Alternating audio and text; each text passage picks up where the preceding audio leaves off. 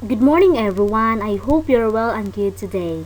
So, before we are going to discuss our new topic this morning, let's have first a recap. So, last week, we discussed about the information literacy. We discussed about the importance of information. So, kung ano ang kahalagahan ng impormasyon, especially amidst this pandemic that we are facing right now, especially those person sa mga taong nakatira sa malayong lugar, kung yung mga walang signals, so yun po. So paano na sila makakakuha ng impormasyon, or what equipment or format they will use to communicate to each other. So saan sila makakabasa, makakarinig at or makakakuha ng mga impormasyon sa panahon ngayon. Napakahirap po. But we're still thankful kasi ngayon, marami na ang mga technology. May mga cellphones na tayong magagamit to get some more informations. So, yun po yung tinalakay natin noon. And of course, if we want more informations, kailangan andun talaga yung 5WH questions. 5WH questions, which are who, what, when, why, and where. Para malaman natin kung saan ito nanggaling, kung kailan ito nangyari, or anong ang pangyayari, at saan ito or bakit ito nangyari. So, yun po ang kahalagahan or yun po ang purpose ng 5WH questions. And of course, today, let's proceed to our new topic, which is about the types of media. So we have print media, broadcast media, and new media. So we have here a specific learning objectives. So at the end of the lesson, the learners will be able to, first, you have to identify the different type of media. And then the second one, define media convergence in different contexts, and then discuss how media personalities could greatly affect society. So we have here books, television, radio, newspaper, cell phone, YouTube, magazines, memograph, social network, film, journals, newsletter, and movie. All you have to do is you are going to classify the terms above and write the terms in their corresponding columns rather. So, if yung movie ba, na-belong ba siya sa print or else broadcast or new media. So, yun po yung gagawin nyo. You have to classify the terms. Now, let's discuss first about the print media. So, when we say print media, media consisting of paper and ink, reproduced in a printing process that is traditionally mechanical. A collective term for media printed on paper, it is also includes small circulation, community-based newspaper and magazines, as well as alternative print publication aiming at a smaller audience with issue and opinion beyond the mainstream. So the two most common print media are newspaper and magazines, but print media also include outdoor, billboards, transit poster, and the yellow pages and direct mail. So yun po ang mga common examples of print media, newspapers, the magazine, newsletter, kasi yun po yung ginagamitan natin ng ink, yun po yung mga sinusulat natin. Hindi po siya binobroadcast sa TV or sa radio, but kusa natin itong mababasa sa mga magazines, newspaper, so yun po ang print media. And then types of print media. So modern advertising techniques use many ways to convey a message to the consumer. Print media, however, is one of the oldest forms of advertising. it also remains to be one of the most popular forms because it can reach the wider target audience. There are various types of print media which help advertisers to get to target a particular segment of consumers. So, as we can see sometimes, 'di ba? Yung mga print media, makikita natin na meron silang mga advertisement doon, just like ipopost nila or ilalagay nila doon yung product nila, which is nakaka-convey nila or nakaka-convince nila yung mga audience or mga mambabasa na minsan hindi lang nila makikita sa TV but nakikita din nila yung product sa magazines or sa newspaper. So, double purpose yung print media. Pwede din natin ilagay doon na hindi lang lahat mga news or whatever na nakalagay doon ng mga impormasyon, but pwede din natin ilagay yung mga product na pwede mong ibenta sa kanila, na para ma-convince mo na bilhin nila or whatever para mas magustuhan nila yung product mo. Gets? Is it clear?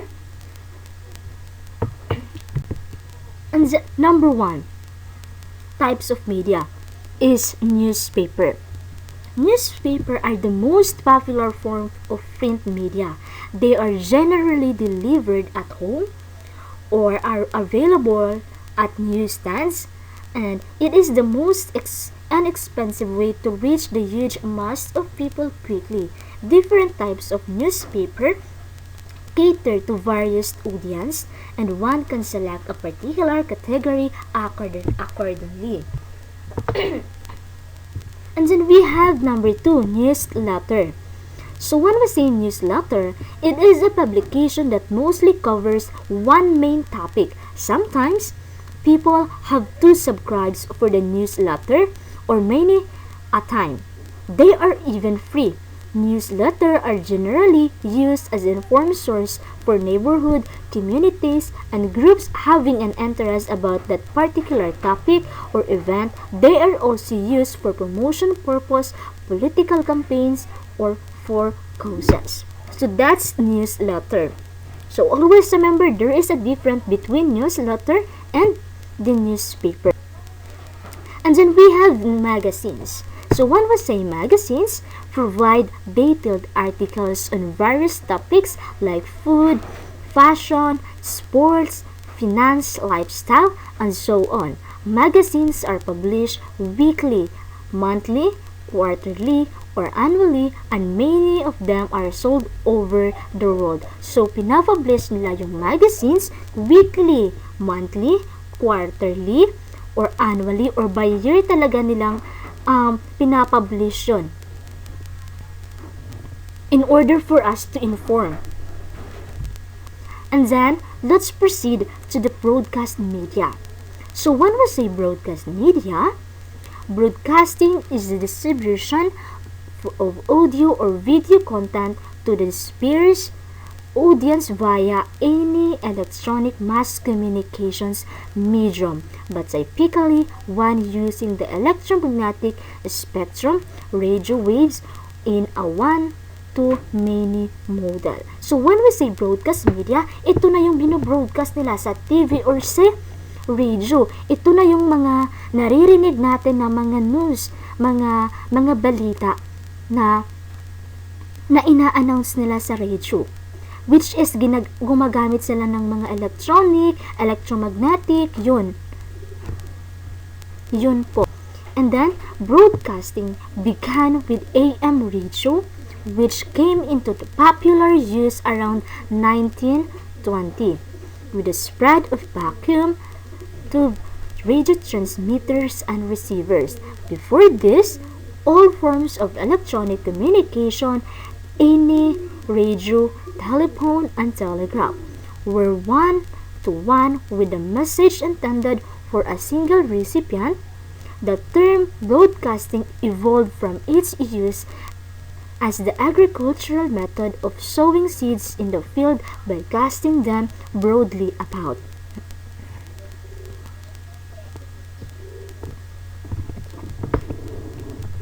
So, it was later adopted for describing the widespread distribution of information by printed materials or by telegraph, examples applying to it one-to-many radio transmissions of an individual station to multiple listeners appeared as early as 1898. Broadcast media can also be private and includes advertising. Global TV and CTV are examples of commercial televisions. The term broadcast media covers a wide range of different communication methods that includes television, radio, podcast, blogs, advertising, websites, online streaming, and digital journalism. So those are the example of broadcast media. Now let's proceed to the new media. So when we say new media, are forms of media that are computational and rely on computers for redistribution. Some examples of new media are computer animations, computer games, human-computer interfaces, interactive computer installation, website, and virtual worlds. So in the late 2017, the new media represent digital platforms that are equal to magazine, newspaper, radio, and television. So they are consumed on a cell phone, laptops, desktop, and tablets, and they are often contain the same information as the traditional media, although it may be delivered in a different style. It was September 25, 2017.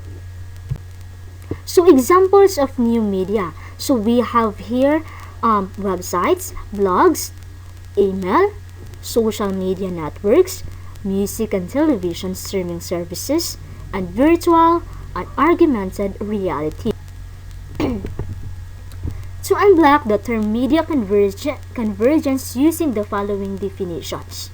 The coexistence of traditional and new media, the coexistence of print media broadcast, media, radio and television, the internet, mobile phones as well as others allowing media content to follow across various platforms.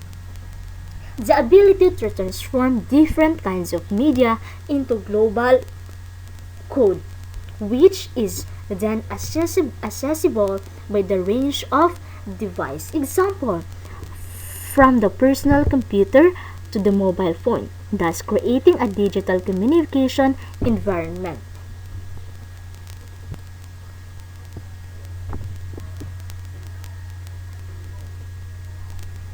So any questions about the broadcast media, about the new media and print media? So if you don't have any questions, now let's proceed to the media and information sources. So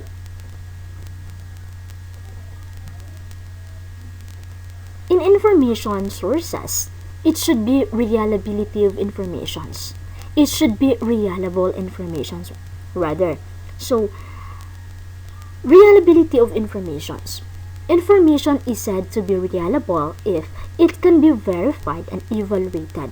Others refers to the trustworthiness of the source in evaluating and reliable informations. So kapag kukuha tayo ng information, since our topic it's all about the information sources, so the source of information, so kailangan reliable ito, kailangan valid ito. Kasi dito bumabase ang mga tao. Dito maniniwala ang mga tao. So, hindi pwedeng gagawa-gawa ka ng impormasyon dyan or gagawa-gawa ka ng mga balita dyan ng hindi totoo, ng hindi reliable. It should be reliable and valid. And then, accuracy of informations. So, when we say accuracy of informations, accuracy refers to the closeness of the report to the actual data. Measurement of accuracy varies depending on the type of information being evaluated. Forecasts are said to be accurate if the report is similar to the actual data.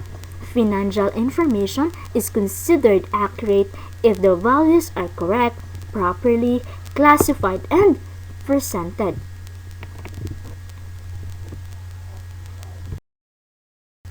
And then the value of information. So when we say value of information, it is information is said to be of value if the aids if it aids the user is making or improving decision.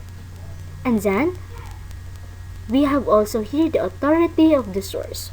So much of the information we gathered daily do not come from our primary sources but are passed on those secondary sources such as writers, reporters, and like source with an established expertise in the subject matter are considered as having some authority on the subject. And then we have here a timeless. So timeless, reliability, accuracy, and value of information may vary based on the time it was produced or acquired. While a piece of information may have been found accurate, reliable, and valuable during the time it was produced, it may become irrelevant and inaccurate with the passing of time, thus making it less valuable. Other information may be timeless, proven to be the same time in reliability, accuracy, and value throughout history. So we have here libraries. So we have also type of library. So let's discuss first what is libraries. So libraries are often classified into four groups, namely academic, public, school, and special. These libraries may be either digital or physical in form. B. Skills in assessing information from libraries. Due to the wealth of information in a library, it is important to know the following. So number 1, to access, tool to use. How the information being assessed may be classified. Number 3, the depth of data required. Some libraries provide only an abstract of the topic. And then number 4, more detailed information might require membership or some conformity to set rules of the source. Example, databases.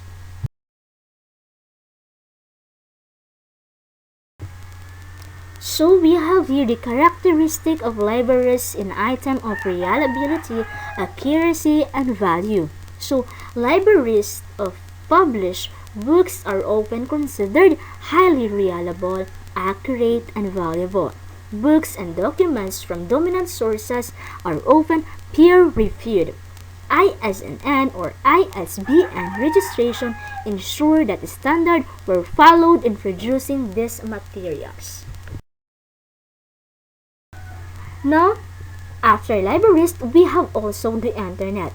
So number 1, information found on the internet. Yes, ngayon, lalo na ngayon, yung mga information natin ngayon, nakikita na natin sa internet, even sa Facebook.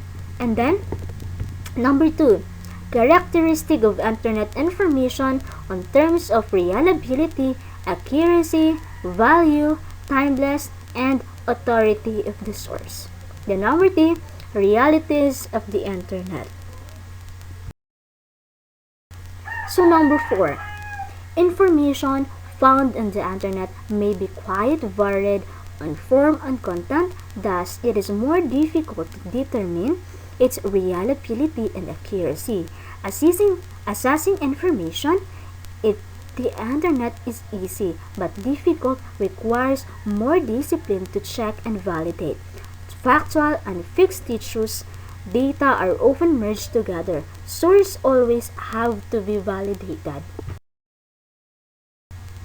So, skills in determining the reliability of information. So, we have here 3. Number 1, check the authors. The author's willingness to be identified is a good identification of reliability. Of course, you have to check first the authors, kung sino ang gumawa ng information na yon, kung sino ang gumawa ng news na yon. Kasi minsan maraming mga tao na gumagawa lang na hindi naman totoo. And then number 2, check the date of publication of update. While the information may be true, it may not be reliable if it is outdated and may have lost relevance. So, kailangan talaga na i-check mo ang date ng publication or kailan niya yun na update kasi napakahalaga ang importansya.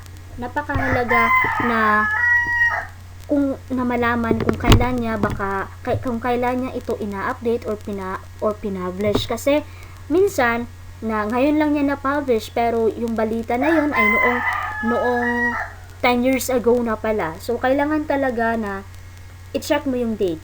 And then check for citation. Reliable author has the discipline of citing sources of their information. We have here number 4. Check the domain or owner of the site of the page. The domains education and government are reserved for the academic institution and the government respectively. Information from the such citers are presented with caution and usually well-grounded. Site owners may have an agenda that affects the manner by which information is presented. So, you have to check the domain or owner of the site or the page kasi as what I've said earlier na minsan merong gumagawa lang. So, you have to check kung yun siya, is a reporter ba siya or isa ba siya sa mga member na sa mga reporter or sa media kasi minsan maraming gumagawa ngayon ng mga balita na hindi naman totoo and mostly maraming mga tao na naniniwala doon. So you have to check if totoo ba talaga yun, if yung tao na ba yun ay kapani-paniwala ba, ganun. You have to check talaga. Hindi lang basta-basta na kapag nagpo-post sa Facebook, kasi yun yung nangyayari ngayon eh. Nagpo-post sa Facebook yung isang tao, tapos pag nabasa ng isa, ayun na, spread na agad, share, share, hanggang sa kumalat na. So you have to check the domain, you have to check the owner of the site or the page, kasi ang mga tao ngayon magpapanik agad, especially ngayon sa panahon natin ngayon. Hala, ganito yung nangyayari. Ayun na, nagpanik na sila, hindi na nila alam kung ano yung gagawin. So you have to check first the owner of the site. Kasi baka yung tao na yun ay gumagawa lang ng hindi naman totoo. So, kasi maraming mga tao ngayon na ganyan. So, number 5, check the site design and then the writing style. Credible sources take time to make their information accessible and easy to comprehend. So, of course, you have to check the design and the writing style, and then kailangan talaga na kapag nag-ano tayo ng information, kailangan easy to comprehend. Mas madali nating maunawaan yung information na yon. And then we have also here the skills in determining accurate information. So number 1, look for facts. Of course, yung yung katotohanan talaga yung titingnan natin, yung hahanapin natin. Aanin mo naman yung hindi totoo, di ba? And then number 2, cross-reference with other sources to check for consistency. And then number 3, determine the reason for writing and publishing the information. Check if the author's is the objective of learning heavily in a certain point of view. And the number 4, check to advertising. Advertisers may use related information to market their product.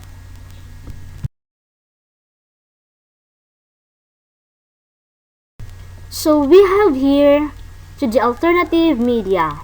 So number 1, current popular alternative media. And the number 2, rise of alternative media and information. Number 3, other alternative forms of communication and distribution have become popular. This includes social media, blogs, and flash mob performances. These alternative forms provide greater freedom and power to ordinary individuals and are quickly way of distributing information.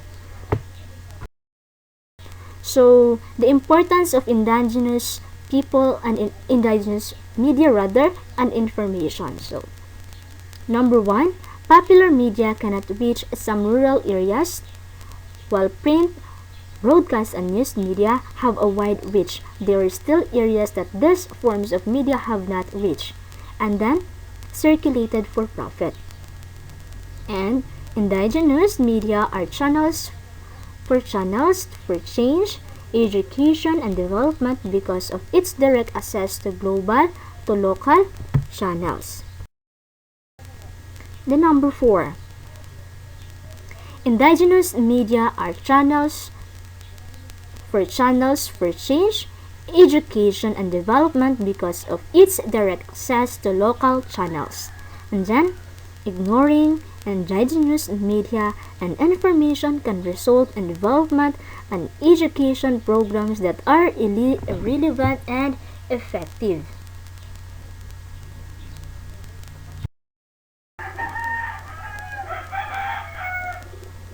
And then, let's proceed to the form of indigenous media under local examples. So, we have here folk or traditional media. Number 2, gathering and social organizations. Number 3, direct and observations. Number 4, records may be written, curved, or oral. And the number 5, oral instruction. So that's all. So I hope meron kayong natutunan about the information literacy, information sources, about the broadcast media, about the new media, and of course the print media. So any questions, clarifications, additions? So if you don't have any questions, kindly please open your learning pad for your activity. And of course, for your assignment. Huwag pong kakalimutan na nasagutan yung mga assignment nyo. Just check your learning path. Andun po lahat. If you want to review this presentation, kindly please click the link and then review. Watch it again, okay?